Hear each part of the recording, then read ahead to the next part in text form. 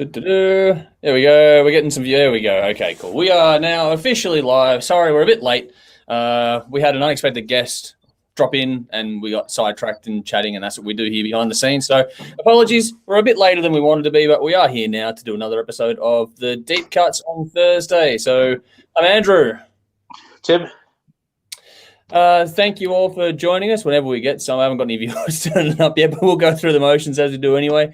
Tonight we're going to be talking about the latest from Cannibal Corpse and Burning Witches. We're also going to review a classic by the Quireboys. I have an interesting little hot topic in a bit about our favourite releases so far this year. So, Tim, I'm hoping you're prepared for that one. Yes. We have not prepared anything at all, really, apart from just chatting away to Brennan before we started going live. And what else have we got in here? I don't know. That's it. A big thank you to our sponsors, as always. A big thank you to Squidding, Screen Printing, Old Cult, and Rockstar Finance. Please find them, give them a follow. Their details, just like ours, are in the post or description, wherever you're watching or listening to this one.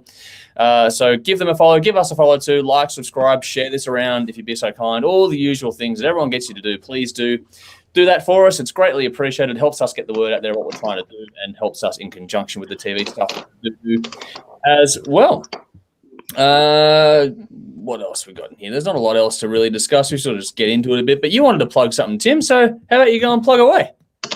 Yeah, so 3:30 this afternoon, we just got a note that our gig on Saturday night at Cherry Bar, which is the Warbird single launch for the Eat Them Orange and Sun Traders, has only 20 tickets left. So if you're waiting to get on the door, buy a ticket, and show up on Saturday night, do not wait. Buy a pre-sale ticket and get them, and because this thing will sell out.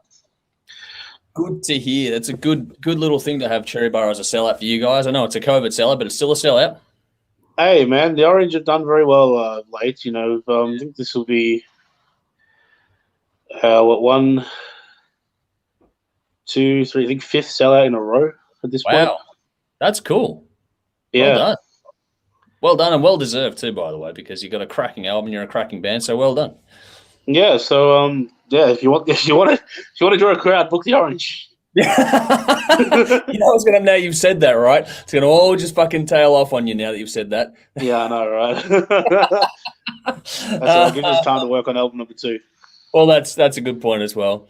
Got a couple of regulars have joined us already. So Nudes has jumped in to say hi, guys. Thanks for jumping in again, Nudes. Great to see you here. And same with Dean. Good to see you again as well. He's gone, hey, legends. Hope you guys well, and the week has been good for you both. So far, so good this week for me. How about you, Tim? Yeah, actually good. I've got a couple of days off this week, so nice. It's been good to relax and not have to get up early. That's a good thing. That always helps. Granted, I usually start work at like 11 p.m., but 11 a.m., sorry. But I don't like getting out of bed before lunchtime. Compare that to me, who's out of bed by 5 o'clock every morning because the dogs insist on being fed. So, no, I'm such a musician. I'll get up and feed the dog, and I'll just go back to bed. See, I can't do that. I'll wake up and that's it. I'm awake. I don't go back to sleep. It takes a lot for me to fall back asleep again. So, that's why I've got a greyhound. Yeah, well, I've got Great Danes, and they just sleep all day except when they want their food. So when it's breakfast and dinner, they know when it's happening, and they go nuts for it, and it's no calming them down until 11. Crazy. Yeah. I mean, you've seen them, what they're like, so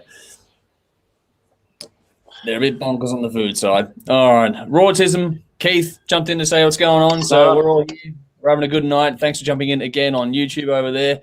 And we're having some success with the Instagram feed as well. I know people can't comment on that feed and it doesn't show up afterwards, but that's why we have it streamed and localized on Facebook, Twitter, and YouTube anyway. So you can always check it out later on and give us your feedback there if you so desire.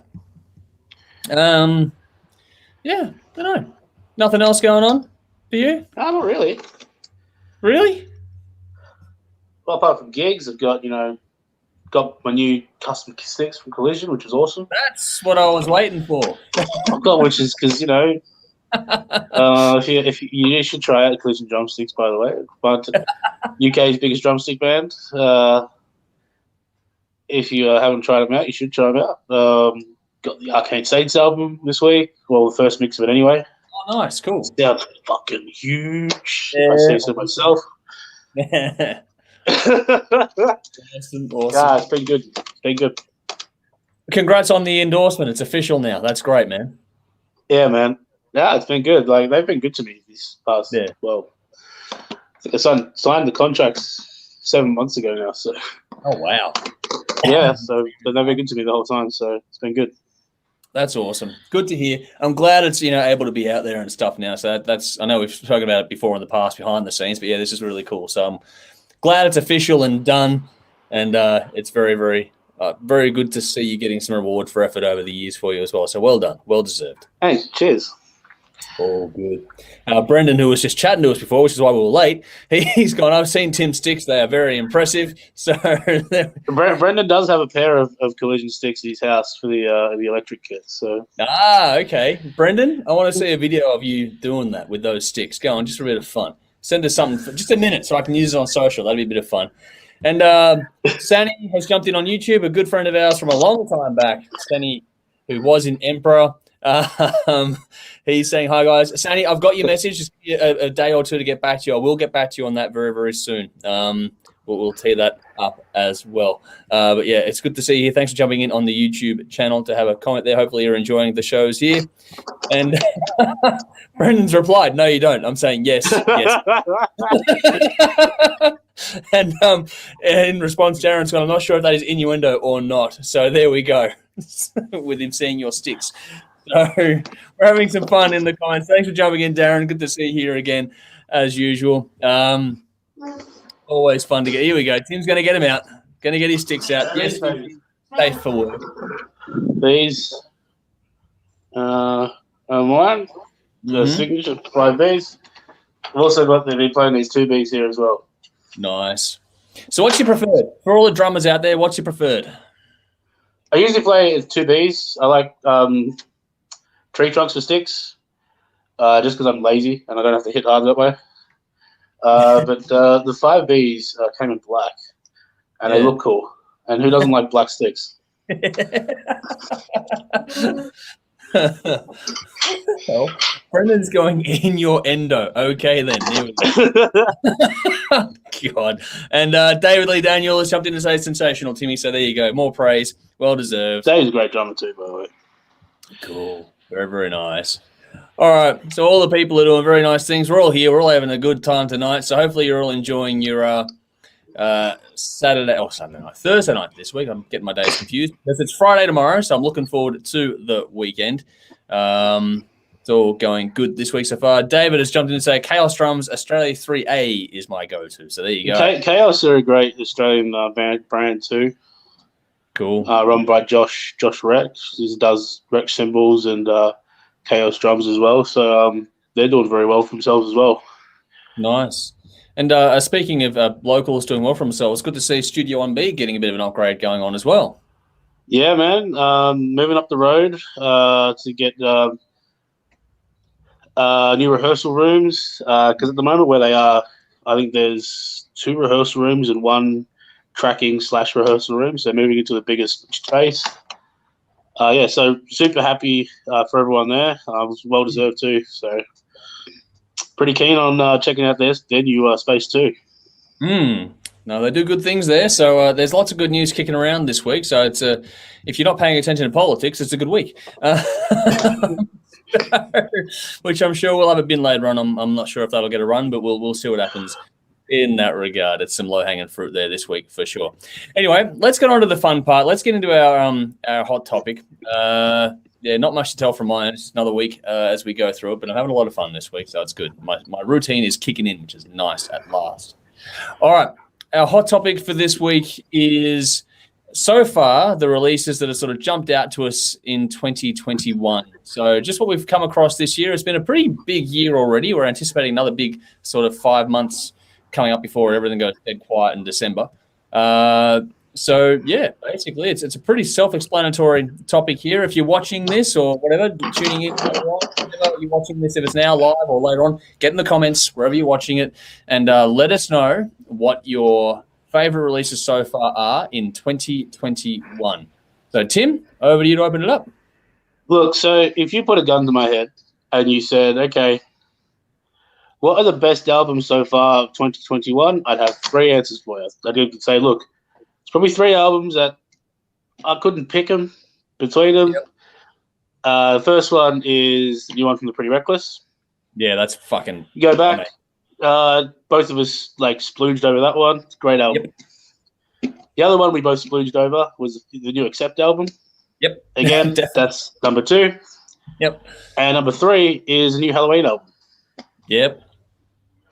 I think all 3. I couldn't split the 3 of them, to be perfectly honest with you, and I'd like them all for different reasons and different. I'll pick my favorite depending on the day, but I think they're 3 really cracking albums that everybody should check out. And if I had to change anyone's mind on anybody who thinks that there aren't great rock albums still being made, then you got to check out those 3 albums. They're by far 3 of my favorite albums released this year. Nice. What would you give? Because you weren't on the Halloween review, were you? Well, I gave the other 2s 9.5. Yeah. So you're giving it the same? I'd have to give it 9.5. Yeah. No. And look, to be honest with you, all 3 of them would probably be 10s. All 3 of them are 10s. Yeah. In hindsight, going back, because I mean, with the Pretty Reckless and Accept, we gave ourselves some wiggle room because it was the first January, February. Just in case we had unbelievably great albums released all year. But I mean, they're clearly the standout albums of the year. Yeah, no, they're very much in my list as well. I've got some comments coming through, which I'll go to in a second as well. But I went, just because we have a broader range of things, because we'll do our top 10 in December again, like we did last year. We started that to be a new way of doing it. Instead of January, we've moved it to December. And so that'll be coming up in December. But this is like a precursor to all that. So I've gone with some locals and with some internationals that have really impressed me so far. But this is by no means a definitive list. It's by no means going to be a final list. This is just what's jumped out at me that I think everyone should check out now today. So going into the internationals first, again, like you, Accept Too Mean to Die. What a fucking cracker. If you like your thrash, but it's a little more mature as well, that's up there for sure. The Pretty Reckless, Death for Rock and Roll is a fucking stunning release. So far, that is right up there for mine. That's so far probably number 1 this year for me, but that is an amazing album from start to finish. One that's a bit out of the box is Thunder, All the Right Noises. That was pretty fucking cool as well for me. I know it's a bit of a softer one, but that was just a lot of wow factor in that one for me.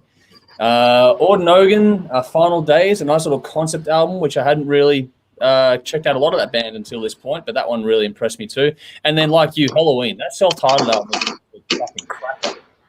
If you've jumped off that band at any point over the years, get back on now. That album is stunningly good. I haven't gotten tired of that at all. The guy I work with, he's a massive Halloween fan. So, Pete, if you're watching, I know that you're a big fan of that band. That's a fucking amazing album. There's nothing bad about that at all. Moving on to some quote-unquote locals, although when I've done this, there is an international band in this because it's what I consider to be a local to us because they've been with us from the beginning. That's Trucker Diablo with Tail End of a Hurricane. I really do enjoy that album a lot.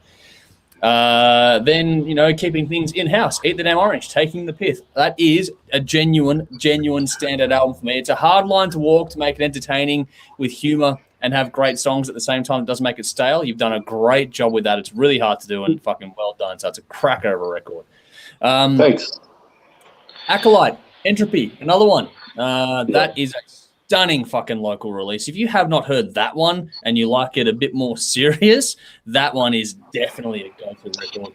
And then back to the fun stuff. Dr. Colossus with I'm a Stupid Moron, etc., etc., etc. That is a stunningly good release for this year so far as well. And then speaking of, more local bands, a fun live album from earlier this year with Lagerstein live in Brisbane. That is, as far as local live albums go, that's up there, along with, Ugly Kings, the Live Cherry. Yeah, those 2 local releases are pretty fucking special live albums, actually. They're really, really good. So that's a few there from us, and that's, like I said, by no means a definitive list. That's just some ones that have really jumped out so far this year, which is fantastic. And another serious 4 to 5 months of really good releases probably coming up, and there's good ones every month. So we've got a lot to get through yet, but that is, so far, it's really, really good. Right after midnight, I've gone and jumped in to say hey, and then in response, David. How y'all doing? Darren jumped in to say great work with the breakdown video. So yes, please do go and check out Right After Midnight. They got a new video breakdown. Go and check it out. If you're watching here, guys, feel free to put the link in the comments. Maybe we're going to check that out for you. David Lee Daniels also said great choices on that. This is an interesting one too. Sani on YouTube has jumped in to say he likes the main skin album, the THRS volume. That was a really cool release. That is definitely, it's a different one, but it's so catchy. It's fucking incredibly well done. Nothing wrong with that one at all. Here we go. Nudes has gone his top 3 so far. Nunchucker Superfly, Alice Cooper, and Go Ahead and Die. Okay, cool. The Alice Cooper album was really good as well, actually. That was good. We might have to check out the Go Ahead and Die one as well. I'm hearing some good things about that one, but we haven't reviewed that one. You might have to stick it on our wish list for the quieter weeks like we've got coming up next week as well. David also praised your album, Tim. Your album, Timmy, was a great album too. So there we go. Man. That's nice. And also, again, plug in Shotgun Mistress's album is out soon too. Next week. Yep. Saw those guys at their very first show, A Whole Lot of Love. I played with Orange. Wow. And a year later, they're killing it. So nice. definitely, that's going to be a good one. That is, I'm very much looking forward to that one. A good regular of ours from overseas, Gear Miranda, has gone, hello to all my Vikings from worldwide. That's from Viking Queen, I believe the name is. I do apologize if I get that wrong. I'm pretty sure I got it right, though. Hopefully I did. And also, Sani jumped in to say, first time I heard rock in Italian and loved it. Yeah, there's something very cool about rock and metal in a different language, I think. I think it's very, very cool. Yeah, agreed. And also Nikki's gone in here. Yo, lad. So here's Nikki having some fun with us tonight too. So good to have everyone here. It's like when you see like Corpus Clarny or Fintroll or something like that. You've got no idea what the hell anyone's saying. Yeah. But it's just fun. Yep. It's good fun. That's what I like. Rammstein I get away with because I know a fair bit of it, and same with Subway to Sally. I've spent some time over in Germany, so I've got a fair understanding of what's going on. See, I got no idea, but yeah, I got no idea. It's still fun. But the other ones that I have no idea on? Like, put a gun to my head. I could probably tell you every word in Here Comp Daleks by D. Thornton Hawes, and I've got no idea what the fuck they're saying. That should be a topic one day. What are some bands in non-English languages that you actually fucking love that you have no idea what they're saying, though? Let's make that's the case. Apocalyptic and Rising just put out an album. That's true. They did too. Hadn't heard from them in years, so there we go. Oh, fuck. It's good. That should be a topic one day. I'll make a note of that one. That is a good topic. Yeah, that'd be a bit of fun one, that one. There we go. Right up, I put their video there, so check it out. I can't obviously do it on the screen, but, check it out in the Facebook comments. That one's there. And Sani also said, I have no idea what it means too, but I can feel the rock. Definitely. And Go Ahead and Die from Nudes. Review would be great. He said he said can't go wrong, Max. Yeah, Max and his son, I believe, for that one, which is another cool little project there. So wow, that's cool. Yeah, that's what. Yeah, it's a bit of a different one there. Nikki has jumped in with another one here, Alien Weaponry. So that's another. Yeah, definitely that got us all. That hooked us all. That one, that was an impressive. And then new one's coming soon. I cannot fucking wait for that. But keep them coming. Let us know your top release. The actual topic for today, though, is your favorite releases so far in 2021. So keep them coming in the comments while we start to progressively move along with tonight's broadcast. So in the comments or in the description as you need, which you'll find everything in the description if you can't see it now in the comments. All the links, all the details you need will be in the description of the post. Or wherever you're watching or listening to this, just hit the description of the where you're tuning in, and you'll find all links in there. But right now, I'm putting a link in the comments across Facebook and YouTube. I don't think Twitter lets it go through. Before I do, Darren Humphreys has gone. Did you see Till Lindeman's video, Ich hasse Kinder? I hate kids. I haven't watched that one yet. I'm a big fan of Till Lindemann in general, but I haven't had a chance to check that one out yet. I think there's a new album coming soon, from memory, and then apparently Shine in the works as well. This is big stuff. Before that, Gear jumped in. Great show. You must talk about Norwegian band next time. Dimmelborg Gear and TNT and more bands. Maybe Viking Queen. Yes. There's a lot out of that region of the world too. No, I think we. I've seen my share of Norwegian bands. Yes. Yes. I've seen every Mayhem show in Australia. Every Mayhem show. Every time Mayhem been to Australia, I've been to. Yes. So yeah, Dimmu Borgir taught here, and very good. Very, very good. Well, we did Dark Throne last time as well. Yeah, Dark Throne. That's another one as well. I'm trying to remember. I could be wrong on this, but Vadruna. Where were they from? Are they? I think it might be Swedish. Maybe Swedish. Yeah, okay. Maybe Swedish, but I'm not sure. Yeah, we cover a few bands. Garl for a while was in Vadruna, who's Norwegian. Yeah. Well, okay. Yeah. Don't know, but that was another one that was actually a really cool release from earlier this year. A bit different, not really our traditional wheelhouse. Very well done little album, that one. So if you want something different, check that out as well. Anyway, on to this week's episode. In the comments or in the description, we've put a video link in for Burning Witches, their newest video, I believe it is, which is We Stand as One. And so we're going to talk a little bit about them now. So hit the link, check out the video, and give us your thoughts as well while we go along if you have indeed checked out this album. This is Burning Witches, The Witch of the North. 14 tracks for 61 minutes. The fourth studio album from the Swedish band, released May 2021 by Nuclear Blast.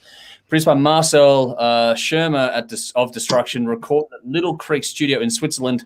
At least 4 promo tracks have been released, including the title track and the We Stand as One, which I just shared there.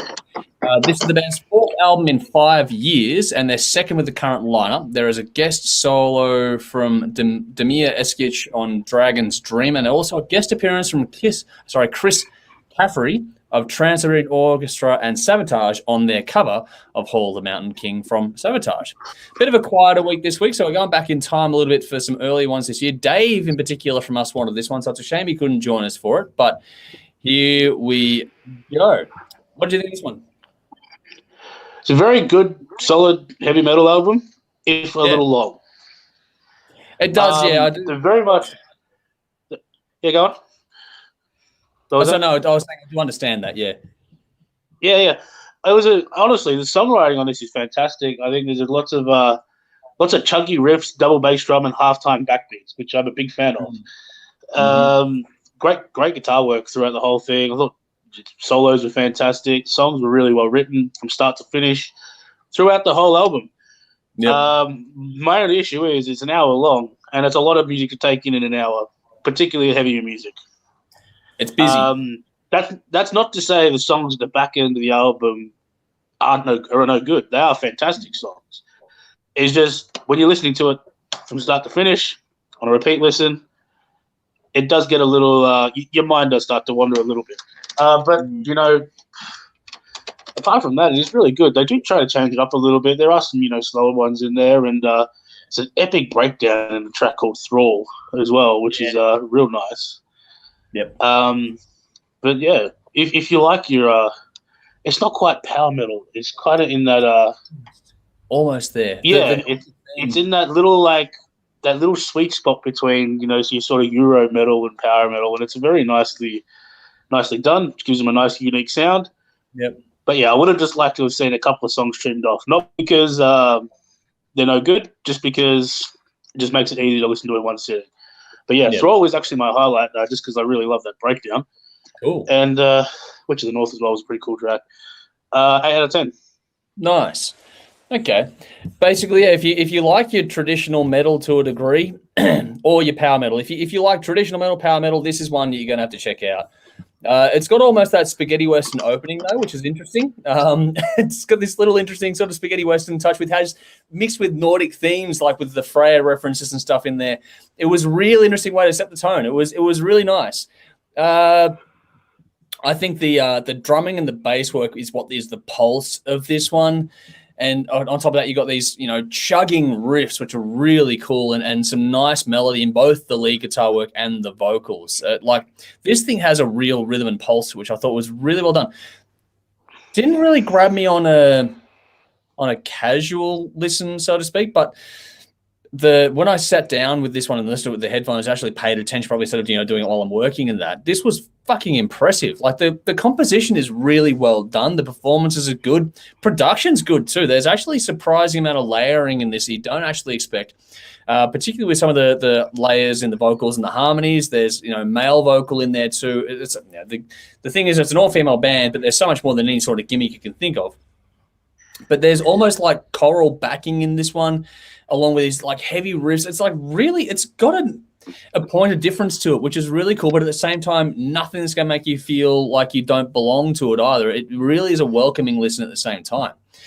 I think that, yeah, there are some tempo changes on this, just enough to keep this one moving. It is a longer one, I agree, but I didn't mind it so much on this one, especially with the close of the cover in the Hall of the Mountain King. That energy was really nicely put. I thought that was really well done. And there's some really, like, in a counterpoint to that, the softer moments on this one, like there's some whispering moments on tracks like The Circle of Five and an almost acoustic touch on things like Lady of the Woods on this one. So it does showcase some nice diversity while you're going on this lengthier kind of a journey.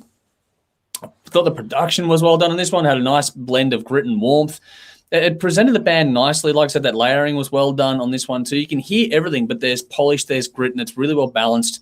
And I don't know, I thought it was really well done. And also the little instrumental interludes in Omen and Eternal Frost were nice little moments on this one as well. There's not too much flash in it, but there's just enough as well at the same time, which makes it really interesting and engaging. And all in all, like I was saying, this grabbed me on the deep listen. But once it got me on that point, I was like, okay, now I'm in on this one. It's definitely a grower. So give this one a couple of spins because this will well and truly hook you by the time you hear it. Like I said, love the cover at the end, but that's not even my standout track on this one. My standout tracks were Nine Worlds, Lady of the Woods, and Flight of the Valkyries. Gave it 8.5 out of 10. But that is a very, very solid metal album. If you like your metal at all, get on to that one because you will be impressed with that one for sure.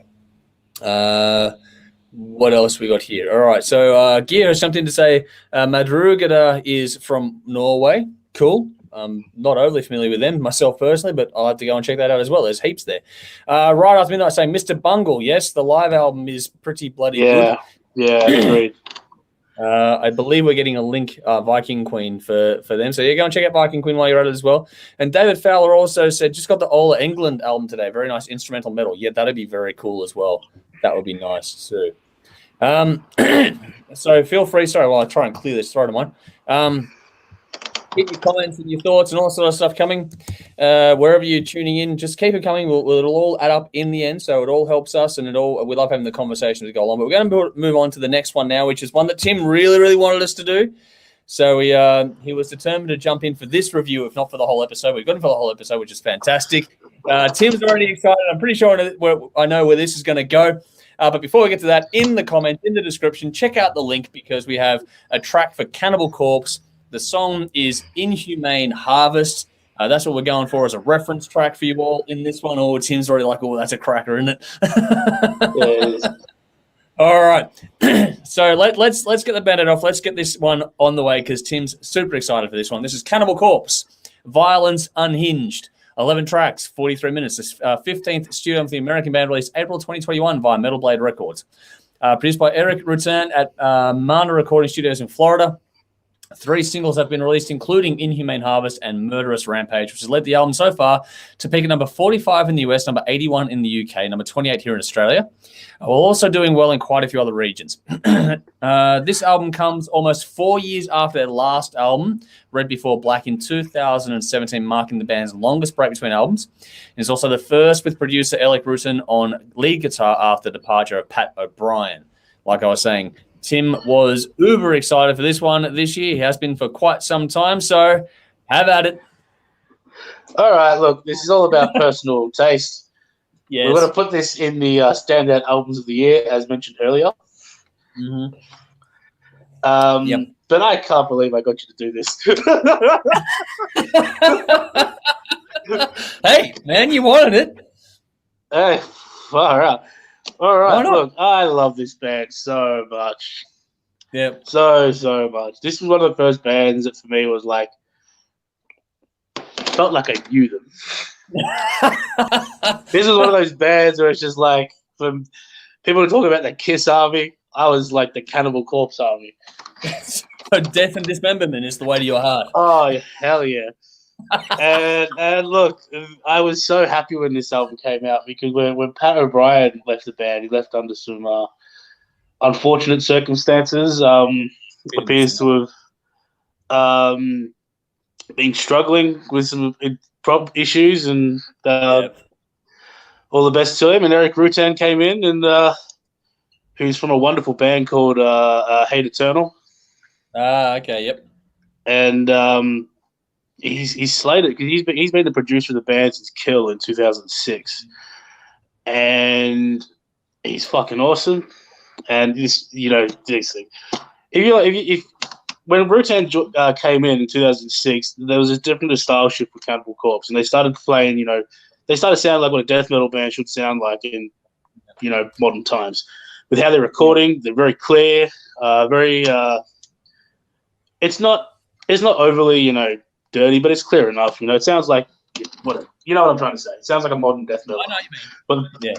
But the point is, right, when Pat O'Brien left and Rutan came in, it turned out to be a seamless shift because he's been with the band in the inner circle for a long time. He's a great guitarist in his own right.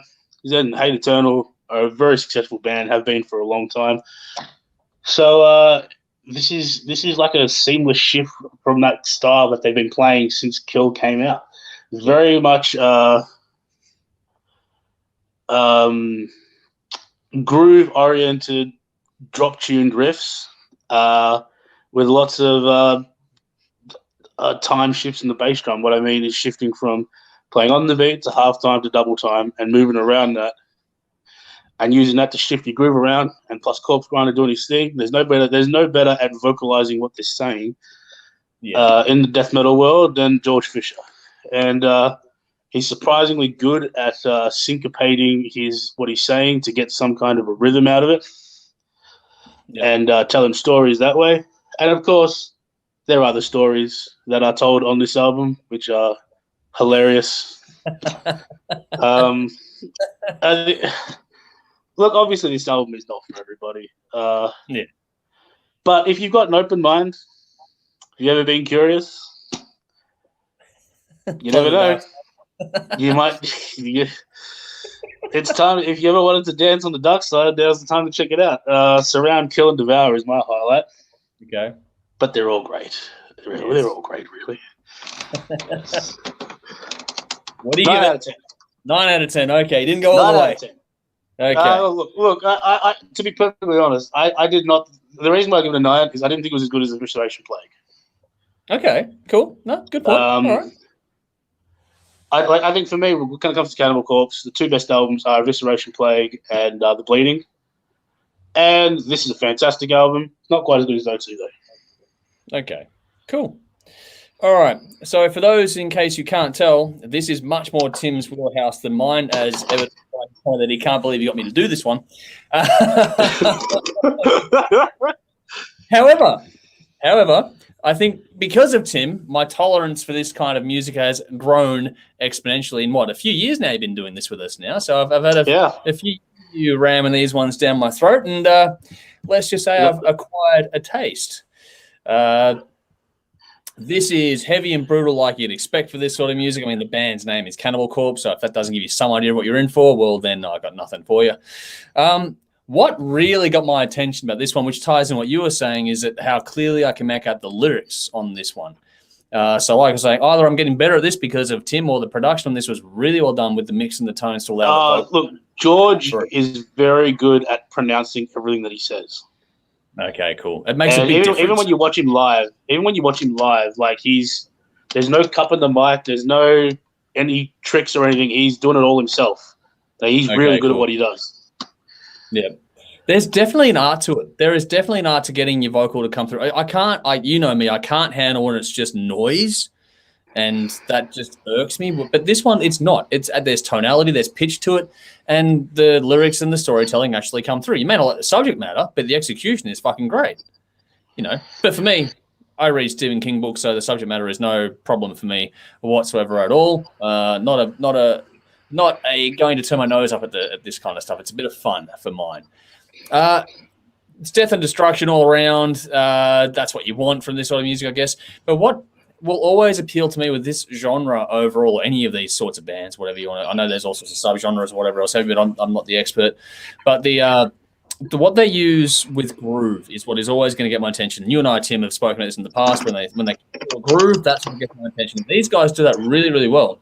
but they've also got what amounts to almost progressive shifts in their songs, which is really incredibly well done and adds a lot more melody than you expect. There's plenty of blast beats in this, but they know when to strip it back, dial it back, and build tension in the reverse, if that makes sense. Like they just know how to write a song. These guys are, as songwriters, these guys are the best.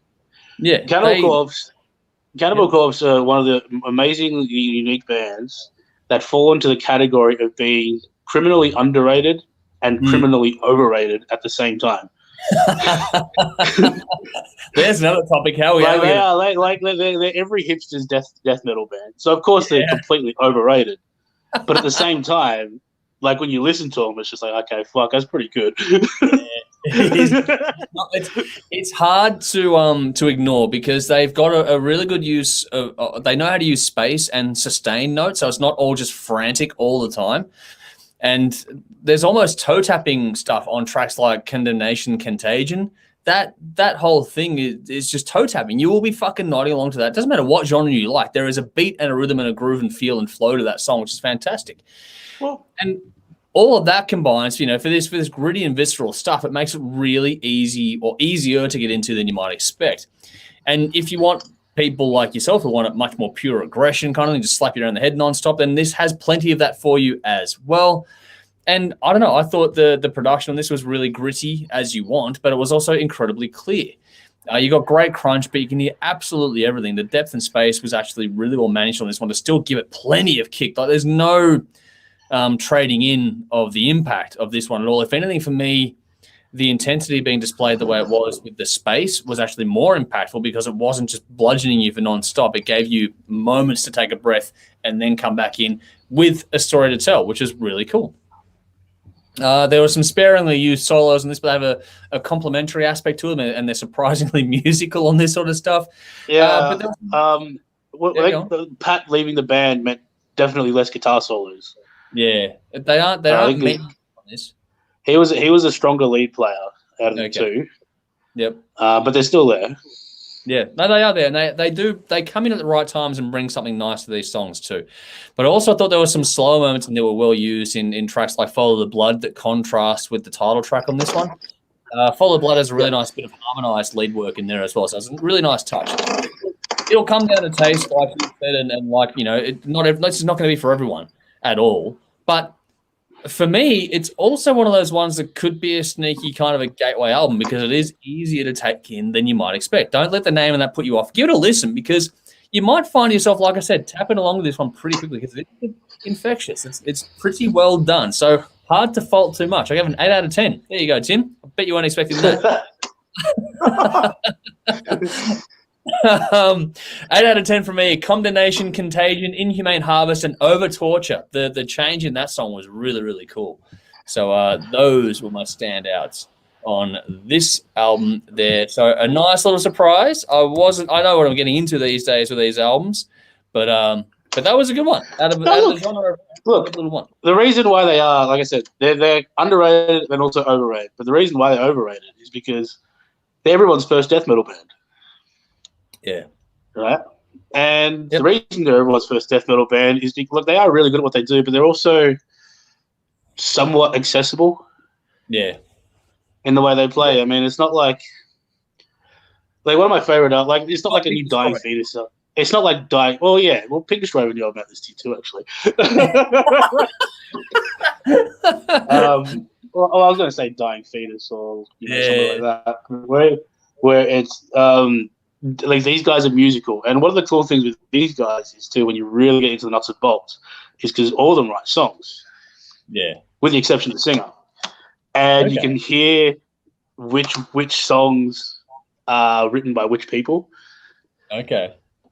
When you really get down to it, because it's like if you hear a song that's got like a really complicated time signature shifts, but really simple guitars, it's like that's the drummer. Okay. I was going to say that from experience for you as well, I'm assuming. Yeah. And then when Pat O'Brien was in the band, there's just fuck off guitar throughout this whole thing. Like that is a Pat O'Brien song. Yeah. Oh fuck.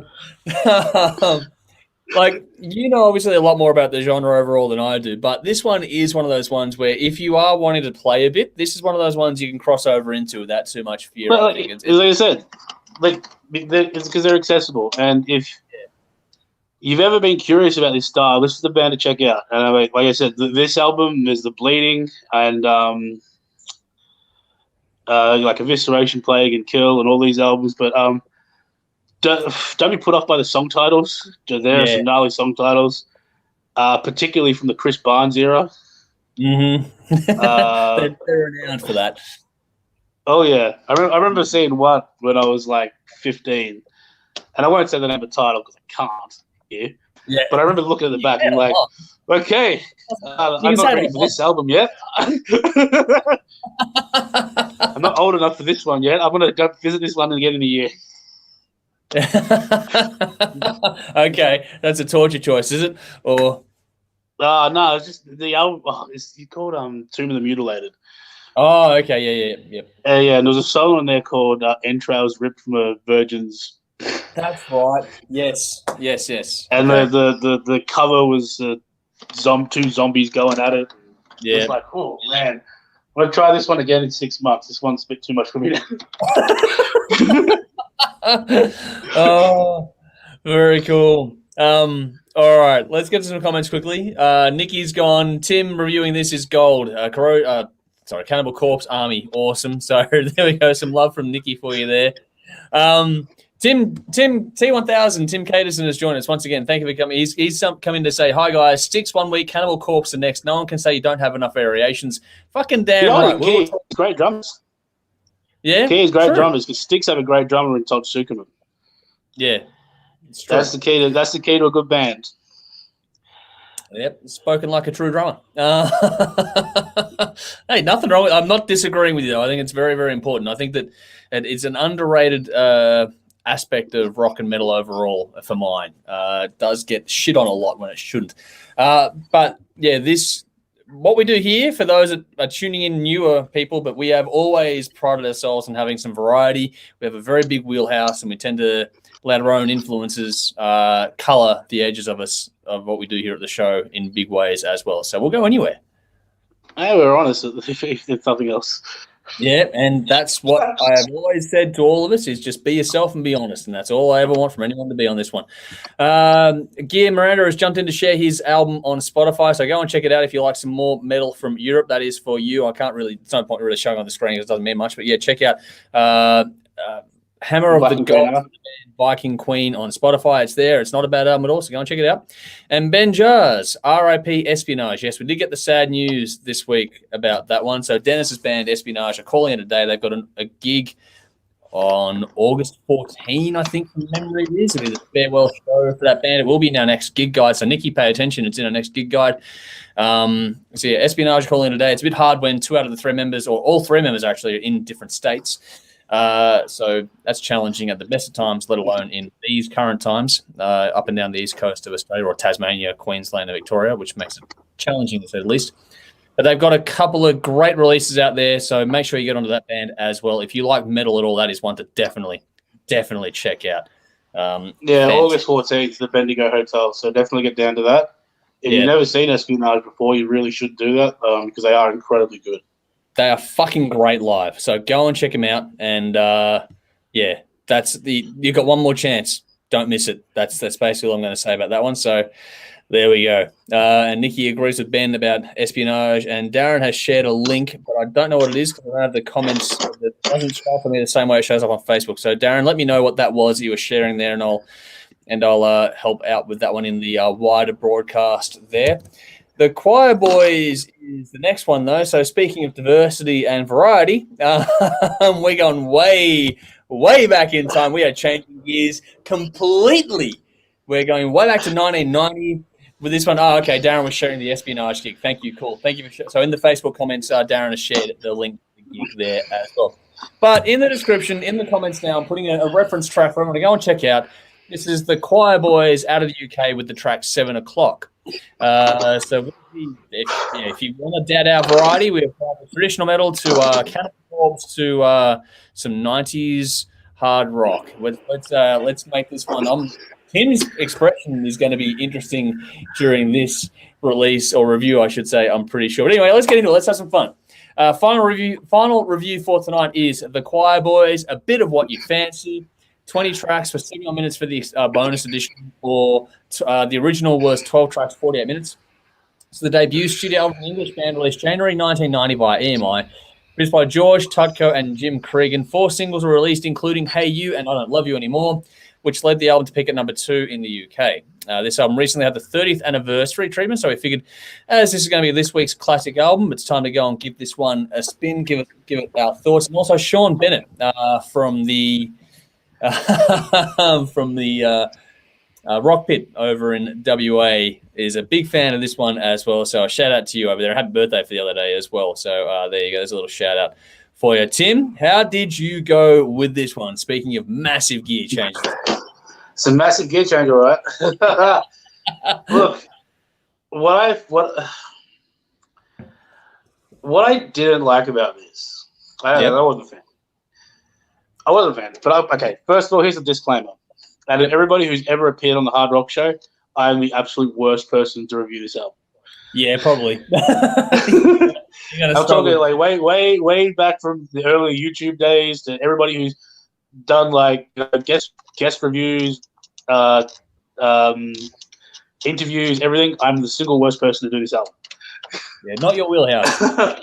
But it is kind of the blues rock, 80s blues rock thing. It starts out that way, but then it sort of shifts into like it's 1990, and there's a little Canadian guy who looks like a teen pop idol, and he is a teen pop idol, and he sings about him being a cowboy on a steel horse.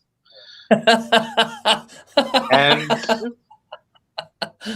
every record label manager in the world decided, I need to find the next that guy. Yeah. And 7 o'clock and Man on the Loose, I think that's what the Quireboys are supposed to sound like. After that, it's let's try to throw every Bon Jovi-like track against the wall and hope something sticks. So that's basically what this is. I'm not disagreeing. And the thing is right, like I really don't like Bon Jovi. Like, and it's not that. It's not even that. It's unfair because like Bon Jovi was that dude that I heard on Gold 104 when my mum wouldn't let me change the radio station in the car on the way to school. Right? It's like I'm not the Bon Jovi demographic. Right? Yeah, it's not your world. Yeah. I'm pretty like I listened to Cannibal Corpse because it pissed off the Bon Jovi demographic. You know, right? Like I'm not the target audience, right? Yeah. So like again, like I said, I'm the worst person to do this review. But what like as an adult, 15 years later, I can look back objectively at a guy like Bon Jovi and see what the appeal is. Yeah. He's not my thing, but I mean, he's a decent songwriter. He's got some good songs, and you can see why, if from a business standpoint, a band like that is going to be successful, given the right marketing, etc., etc. I mean, there's a reason why these bands are successful, right? Yep. The Quireboys at the same time is just like these were the Verve to Oasis. Okay. Yep. This was the 5 to the Backstreet Boys. Okay, yeah, it's cool. Just like not a bad comparison. They're kind of there, but they're not there. They're just not as good. Yep. Unfortunately. Yep. I can see what they're trying to do, but this is also why I find it a great shame because the first couple of tracks, which is what I think they're supposed to sound like, because they sound different to the rest of the album, are actually pretty good tracks in their own right. Yep. It's when they're trying to sound like Bon Jovi that doesn't work. Okay. Yep. And that's sort of my great, that's sort of my great, and I find it sad too, particularly as an Australian, because we fall into this trap a lot. Where, Amy Winehouse comes out, so then all of a sudden we've got Gabriella Chilby. Yeah. And we do that a lot, right? Yes. And I think as musicians and as artists, you're much better off being yourself. That's the great lesson here. Yeah. Is to be yourself. Okay. Do what you want to do, and do what you're passionate about. Mm-hmm. And it comes across much better than trying to be something that you're not. Yeah. Fair enough. I mean, we did the punk special a while back, right? Yep. And at that time of day, the new wave was popular, right? Yeah. The albums that stood out, the Dead Kennedys, Sex Pistols, your Bad Brains, they were the bands that sounded like themselves. The albums that didn't stand out were the ones that went in as punk bands and came out as new wave bands. Yeah, true. Yeah, good point. The same deal, unfortunately. Yep. So that's my review of the Quireboys. Look, I don't know what score to give this because, again, I'll give it a 5 just because it's a neutral score. Because I'm not the target audience of this. Yeah, fair enough. You could ask me to review a Daft Punk album, I'd know more about it. And it's just not my thing. I know nothing about it. Well, neither do I, which says something. But at least I've heard around the world. Yeah, well, true. But again, I mean, I'm not the target audience of this, but again, that would be my review of this, and that's how I would approach this as a neutral. I would say, look, given the historical context, I understand why this was thrown against the wall, because this would have been a lot of label pressure. And by all means, they did, they got number 2 in the UK, so it wasn't a total failure. No, however, it wasn't a total. The other thing that I found unfortunate, I put this in the comment. There she goes again. Yes, you did put that in the comment on the Facebook page. How unfortunate that one of the biggest songs of that year was called "There She Goes" by another British band. Yeah, I know. That's pretty. Yeah, that's not good. That sucks.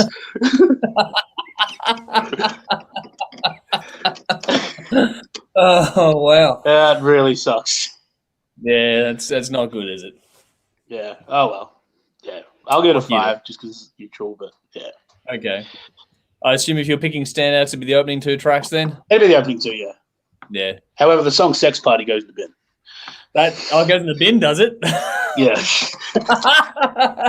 Okay. I love seeing songs like that because I grew up with internet porn.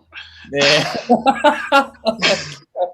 So going back to a time where you couldn't put boobs on TV was you guys were starved back then. Okay, well, yeah, I was. As someone who grew up in the era, allow me to have a different point of view on all of this one.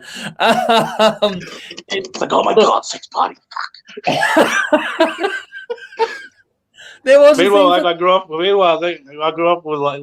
had D12 on the radio singing about purple pills. Yeah, I know. Yeah, that's a bit different. Yeah, fuck, I forgot that one entirely. See, that did nothing for me though.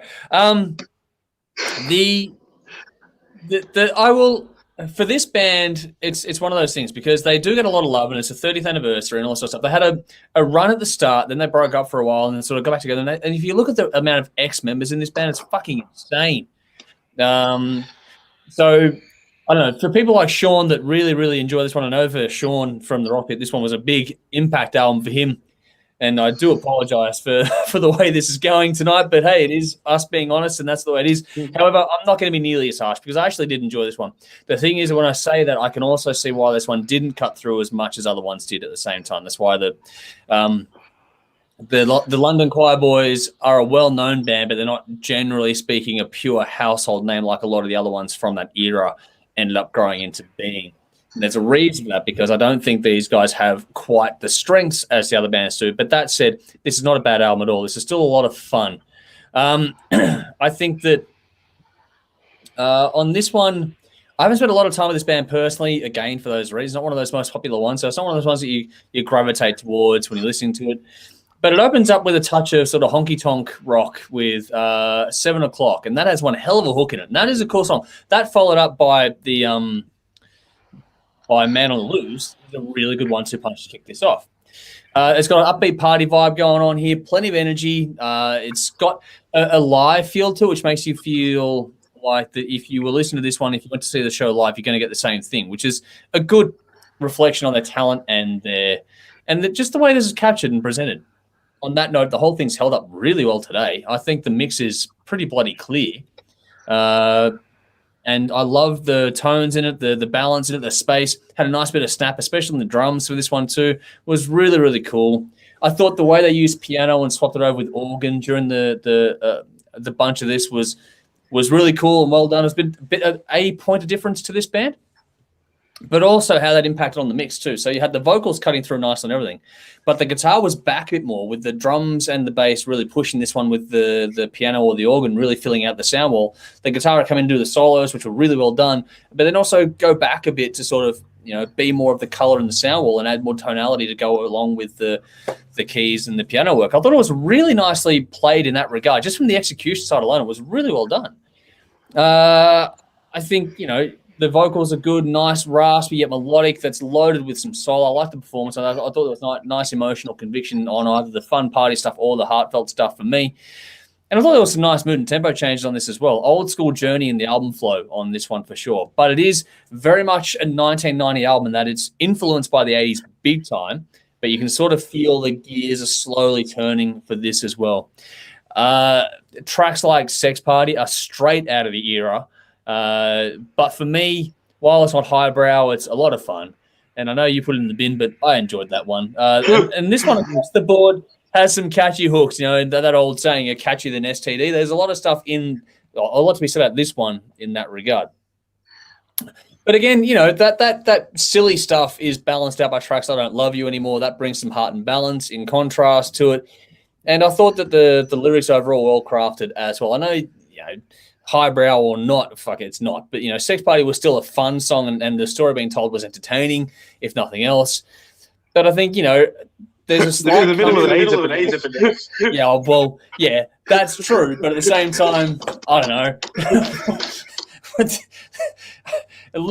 In the era, no one really cared at the same time because it was still all sex, drugs, and rock and roll despite all of that sort of stuff going on too, because don't forget too, there was a stigma attached to the AIDS pandemic at that point in time as well. It's a different time with a different social acceptance of things, let's put it that way, as diplomatically as I can at this stage of the night. What I thought was cool is how they had this slight country twang all the way through it, and that evolved or impacted on the storytelling of this one as well. And, for me, it may appeal to you or not in general terms of your taste in that, but I thought it added added to the earworm effect and to the energy overall in this too. I liked how there was a bit of throwback element to this in the old school building of songs, things like took me back to a bit of early Queen or other British acts like the Beatles or Elton John, just in the songcraft way songs will be constructed over time, and that I think the album does tail off toward the end, though. The bonus tracks are a nice touch, but they're a bit too much for this one as well. The funny thing is that it's a bit like the Burning Witches album from earlier on. Like, there are no bad songs at the end, because for me, the brass section in She Goes Again, for all the, we'll talk about that song tonight, but there's a nice cool brass section in there, but also Take Me Home is a nice close on this album as well. So there are some good ones worth sticking around for, but it does tend to drag its feet a bit when you get there. It'll all come down to taste, but if you're a fan of the genre or the era overall, this is one to check out and give it a listen. If you're not a fan, like, Tim says he struggles with this one, and it's evident with this, then it's not going to do anything to convince you at all. And like I said at the top, I can see why there is a lot of love for this one, but I can also see why a lot of people ignored it as well. So that's just, I can see both, reasons for that in this one. I enjoyed it though. I had a lot of fun with it. It was a nice sort of a throwback for me in general. So I gave it an 8 out of 10. I picked actually Sex Party as a standout. I think it's a lot of fun. So there's one bin and one standout for that one for anyone out there. So you're getting complete different sides of the coin here. I also picked I Don't Love You Anymore, but our unified track here is Man on the Loose. That was a standout for me as well. So there we go. We crossed over on that one at long last. We have some interesting comments coming through on this one tonight too, which is nice. Going back to the lounge stuff or the post earlier today, I forget if it was the lounge or the post, but Darren Humphrey said the London Quireboys classic nudes. So yeah, that was a reference to the commentary going on earlier today online. Nikki goes, I lied. Tim reviewing this is better than the Cannibal Corpse review. This was more my shit, so there we go. And Darren agrees. Tim is on fire tonight, so Tim is laying waste to all and sundry that come through here. Ben has asked, can we request albums reviewed? You can try, and I'll put it into a little polling thing we've got going on behind the scenes, which is going to be unveiled. So, yeah, if you want to request something, look, the next couple of weeks are quiet weeks, so absolutely send it through. Yeah, give us a request, see what we can do. Saying that, you're probably getting a whole fucking bunch in the comments now, but we'll see what we can do. We'll always do our best to try and get as much done as we can in that regard. But Tim jumped in to say, I found these guys were a weaker version of Cinderella. And that's kind of about it. And I think that's about sums it up. Like, this is good on its own merit, but at the same time, they're much better from the era at the same time. So, take it for what it's worth. It is worth listening to, but is it going to wow you enough to rave about? No, it's not going to do that. Here we go. Darren Humphreys has gone, Black Crow, Shake Your Money Mate came out a month later.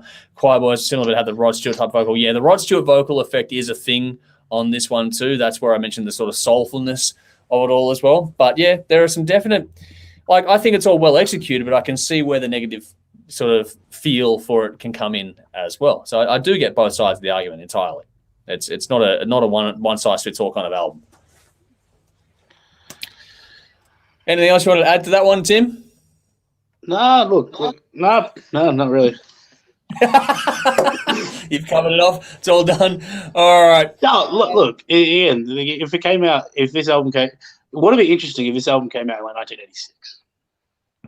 I would think 88, 89 be a better fit for it. But yeah. Yeah, but I mean, would it have changed anything? Would it have stood the test of time a little bit more? Oh no, I don't think it's strong enough to do that. I think this is much more of a niche band than a they're a good. This is a good listen, but I think they're more niche than a lot of the other ones being referenced. More people are going to know Cinderella and Black Crows than they are this one. That just referencing what the audience is talking about here tonight. So yeah, I do. Like I said, I get the points of comparison, and if people like Nick, for example, might be a good one to get on this to see where he would rank it. This is probably something that he would know more about than either of us two as well. Yeah. But, or for that matter, if Sean does watch this one, which I'm sure he will at some point, I would like to get his thoughts on this one. He probably have a nice rebuttal to give us, actually. So I might try and get him to send in a rebuttal for us. But it'd be interesting to get that as well, because there are people that genuinely understand. And that's just as cool as far as I'm concerned too. It's just that, you can see why it was loved, but you can also see why it was ignored. It's one of those ones that you can just see why it happened each way of the coin. So, yeah, interesting one. But it was good to go back to. Good to check it out. Like I said, I haven't spent a lot of time with the band, so it was nice to go and get a taste of it in more detail, so to speak. So that's why we do it. We have some fun with it, and we tend to either enjoy it or not enjoy it. But either way, it's a lot of entertainment for us to do this sort of shit. So hopefully everyone's enjoying tonight's little show while we start to progressively wrap things up now. So on that note, as always, details are in the description. Please like, follow, subscribe, share, all that usual stuff that everyone gets. I know that if you listen to podcasts and watch things on YouTube, everyone says the same things, but it really actually does make a big difference if you like, comment, subscribe, share, or it actually makes just share the stream. That's the simplest thing. Yep. And it makes such a huge difference for us. Yeah, all those things, because this is, I know I've got TV for 3 years, but this is the platform we have to work on to build to be as big as possible. That is, TV is still numero uno, but eventually it's not going to be. Yeah. So yeah, that's definitely a thing. So yeah, I know, like I said, everyone, every YouTuber, every podcaster says the same thing, but it does actually make a big difference. So anything you do in that regard doesn't cost you a thing. Just do that. It always helps out. So our details are in the description of this one. Like, follow, subscribe, like I was saying. Check out our sponsors too. A big thank you to Squidding, Screen Printing, Old Cold, and Rockstar Finance. Huge thank you to them for the support here at the show. Please like, follow, subscribe to them as well. Show them some love for the help they give us here, and their details, just like ours, are in the description. If you want to help us out directly, please check out our Patreon page for more information, or there is a PayPal link for anyone that really wants to go down that path as well. Just giving all of the options available there too. Every bit helps us out to do more. And our next stream's coming up on Sunday. We'll be reviewing, which will be news to everyone here, apart from one review I've mentioned in the chat earlier today. We're going to talk about the latest from Powerwolf. Loren Lahimo and Orpheus Omega / Triple Kill. There's a little local band covers EP there, which is going to be a lot of fun to talk about. That's going to be entertaining. But yeah, the other ones on that one are Powerwolf and Loren Lahimo. There are some cool little releases there to check out between now and Sunday. We have a playlist on our Spotify account. THRS current listing is when you go to. Follow that and you'll keep up to date with what we're listening to. Speaking of Orpheus Omega, we have an interview with them coming up, don't we, Nikki? On Tuesday night, we're chatting to Chris the Melko of Orpheus Omega and also Monolith Studios, who is someone we have a lot of time for, a lot of love for here at the show. Looking forward to that chat. And then we'll do our next stream again after that on Thursday night. So that is the routine. It's Tuesday, Thursdays, and Sundays. Those are our routine. So get onto it. Check us out those nights of the week, Australian Eastern Time. And don't forget to check us out on TV. So 10:30 p.m. Thursday nights, like tonight, on Channel 44 in Adelaide. We're going to be continuing on all this month our theme of what we did, where we got together and filmed that, what we thought was our TV finale once again. Bunch of clips, bunch of memories from, or trips down memory lane going into it. So that's tonight, 10:30 p.m. on Channel 44 in Adelaide, but also 10:30 p.m. Saturday nights on Channel 31 in Melbourne and Geelong.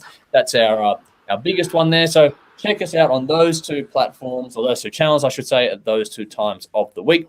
And our next special coming up is, I know I've been teasing it for a while, but we did push it back a bit, Metal Church. So it is coming very, very soon. Probably filming that next week as we sit down to do this one now. Here we go. We're getting some comments here as well. Was a big fan of Sacrament of Sin by Powerwolf. So yeah, that was a good one. Expectations coming into this one. Yeah, and we'll find out how that all goes in the morning, because I'm sure you'll be jumping onto that first thing as we go through when you get up at 11 a.m. So, mind you, I'll be up at like 4 o'clock and I'll already add it to the playlist before you wake up. So, beautiful. Makes it easy for you. I'll listen to it at work. But yeah, it's cool. Where are we going here? Just to get into some comments here. The Watcher Close Comments. Thank you for jumping in again on YouTube. You're a good regular of ours now too, so thanks for jumping in. Just rewound and listen to the Cannibal Corpse review. It's a real step up for the band. Absolutely sounds fresh. Yeah, I agree with that. It's very, very cool. Tim Caderson's also jumped in. Very, very keen to hear the Loren Lahimo album. Yeah, a couple of singles been released. They're pretty bloody good. So if you like your powerful female vocals, that's one for sure. One of them's from Smackbound. They released a cool EP last year, which we didn't review, but I did enjoy it. And Darren's also plugging the Snakebite Whiskey video for today as well. That's been there. And yeah, that just came out today. If you're a fan of anything from sort of Guns N' Roses to Alter Bridge, check out Shotgun Mistress. They're an incredibly good Melbourne band. Yeah, and Snakebite Whiskey as well. They've got their one coming out too. And they're playing together soon too. So that's... Check it out, Gig Guide. It's online as well. It's in our Sunday streams. Do a Gig Guide, don't we, Nikki? You're here. And she's got a lot of love for Orpheus Omega and Triple Kill. So we're having some fun with this one too. All right. Let's get on to the fun part of the week before we get out of everyone's way. It's 10 o'clock on a Thursday night. I'm sure everyone's got work to do in the morning, but let's give this a crack. Let's go to the bin. What do you have? There is heaps of low-hanging fruit this week, Tim, I know, but what have you got? There's low-hanging fruit. And I will say, I mean, I was pretty disappointed about the Grand Prix. I mean, I was getting my friends together and, let's go again. But my bin is English football fans. Oh, wow. Okay. If I have to see It's Coming Home one more time, I'm breaking into your home. For those of you who don't know, the European Football Championships are on right now.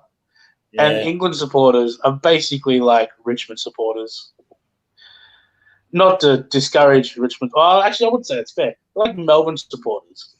You know those supporters where they're kind of quiet when they're shit, and they're usually shit, so they're usually quiet. Yeah. And then the 1 year they're good, they're just abhorrently obnoxious. I swear to God, the entire earth is going to be Italian Monday morning because I want to see English hearts broken. Okay. As someone who has an English parent, I'm not so sure I agree with the sentiment, but all right. Oh my God! Jesus Christ! Oh wow. So yes, Yeah. English football supporters, straight down the bin. Granted. I mean, look, I got to be perfectly honest with you as well. Some of my best friends are English football supporters, which I'm just doing the. I realize I'm doing the black friend gimmick now, but still. Pardon? I can put you in I've got English supporters friends. I've got even there. I don't know. You all get the bit. that simplifies it a lot, mate. That makes life a lot easier when you just go bang. I've got some comments here, which I'll go to in a second. My bin, to briefly be serious for a moment, because I was trying to think of something light-hearted today, but just couldn't do it. The fucking government, the federal government. Yeah. Like, if we get through this whole thing that's going on right now as a nation intact, not only health-wise, but actually as not a fractured nation, it'll be despite the government, not because of the government. Scott Morrison and co., get the fuck in there. You're fucking it up for everyone. Get the fuck out of the way. If you can't do it or don't want to do it, if you want to disappear for 5 days, fuck off. You get paid way too much to do that. Way too much to do that. Just fucking get in there. Get out of the way. Like, I know that people don't like other parties, but seriously, we can do better than that lot. Fuck. Does my head in. Yeah. Backwards. Yeah, you and I are both very active in this regard, but fuck me dead, mate. I have never seen it this bad. Never seen it this bad. And I thought Abbott was fucking bad.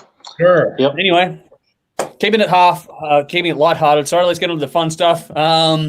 Back to the comments. So, Nikki is excited because Snakepipe Whiskey and Shotgun Mistress are playing the same gig. Shut the front door. That is one of Nikki's favourite sayings there, so check that out. It is, like I said, in a gig guide, which was posted yesterday. So, yes, please go and check that out. Ben has a dilemma. He's gone, I'm half English, half Italian. So, good luck on Monday. You can't lose, really. Yeah, well, yeah, but you can't win either. So take your pick there. I'm only half English, so it's all right. Rodney likes the binning of Richmond supporters. I'm not so sure that my wife or Brendan are going to enjoy that one, but all right, we'll look at the consequences of that one. That's all right. I'm a Collingwood supporter complaining about obnoxious supporters. Yeah, exactly. We know all about it too. Wait till the next time we actually get somewhere, which probably won't for a while, yeah, but wait till the next time we all fucking roll around. It'll be painful for everyone. Beck has said yes at the same time as I was bidding the government, so I'm hoping that was to do with that. Otherwise, I'm not sure. Let us know. Rodney jumped in. As Ms. Rose said, yes, get onto the new alien weaponry. Yes, we are all very, very keen on that. Okay, yes, Beck was agreeing with ScoMo in the bin. Yes, he can fucking get in there and stay the fuck in there. And that is very, very cool. I think Rodney Lee is saying he's a Collingwood supporter as well. I hope that's the context I'm getting here, but all right. If I'm wrong, then please let me know. I do apologize if I did get that wrong. It wasn't intentional. It's just because the comments come in a different way as they do. Because I get everything at the same time. I don't get the replies, and they're coming through quite the same way. So, okay, cool. I got it right. He's just saying, yep. Cool. Cheers for that. But I think we're about it. We started late. We're running late. That's okay. We've had a lot of fun tonight. Hopefully everyone out there is enjoying tonight's little show as well. It's always a good time for us here. How'd you find it, Tim? All good? Yeah, pretty good. Cool. All right. Anything else you want to add before we wrap this thing up, or are we going to get out of here? Yeah, like I said before, Saturday night at Cherry Bar, there's not many tickets left. Yeah. Less than 20 at this point. So if you're planning on showing up at the door, don't pre-buy your tickets. Otherwise you miss out because this will sell out. So Cherry Bar Saturday night with Warbirds, Eat Damn Orange, and Sun Traders. How much are the tickets? I think $10 pre-sale. Yep, cool. All right. So, people, get onto that. There is a link for that in our gig guide post, which is up on last night, but I'm also going to share this one about 9 o'clock in the morning as well. There'll be details on the Facebook page about 9 o'clock in the morning tomorrow. If you're not sure where to find it, look for it there and then. Otherwise, yes, search for Warbirds, Eat the Damn Orange, and Sun Traders because that is going to be a cracker of a gig. Do not miss it. Again, congrats to you for doing so well with the Orange of late and also for the here we go. And also for the Collision Drumsticks endorsement there. You've done well this week for yourself. Yeah, doing all right. That's cool. And Nikki's gone running late, need a timekeeper. Yes, Nikki, you're not here to keep us on check. That's yeah. missed. Time. And Beck's gone. Let's talk about the truck gig at the Bendigo last Sunday. Unfortunately, we weren't there. But Nick, if you check out our interview with Carly Jewell on Tuesday, she did talk about that because she had a blast with that one there as well. Nikki did ask Carly about that very gig. So go and check it out in our Tuesday interview with Carly Jewell. Hopefully, Beck, I'm assuming you were there. So hopefully you enjoyed Carly Jewell as much as the rest of the day as well. But I think that does us for now. I think we'll get on out of here and let everyone get to bed, and we'll get on out of here. Nikki's just jumped in to say, yes, congrats, Tim. So, yes, very well earned, and everything's going great guns. Good to have a good week this week all around in general. But tomorrow's Friday, so happy Friday for everyone for tomorrow. Hopefully you are enjoying your week, keeping well, and Bex jumped in to say, yes, she was awesome, so I'm glad you enjoyed Carla Jewell there. The album Phoenix is fantastic. Get on that as well. But anyway, I'm going to keep doing this or not, otherwise it's time to get out of here. It is getting late, so happy Friday for tomorrow. Hope you all have a great weekend coming up, whatever you're doing, and we'll see you all again on Sunday, as usual. But until then, I'm Andrew. Tim. As always, drink up. And rock on. Now for the fun part where I log off all the individual platforms. So I'm saying goodbye to Instagram first. Ta-da for now. We'll see you again soon. Thanks for joining in. It's funny doing this thing with the removing of each individual platform so I can keep the data going in the background. And then next up we say goodbye to Twitter. Thank you all so much for joining us. We'll see you all again soon. Next, we say goodbye to YouTube. Thanks for joining us, especially Sandy and some other new ones tonight. So thank you for jumping in. We'll see you all again.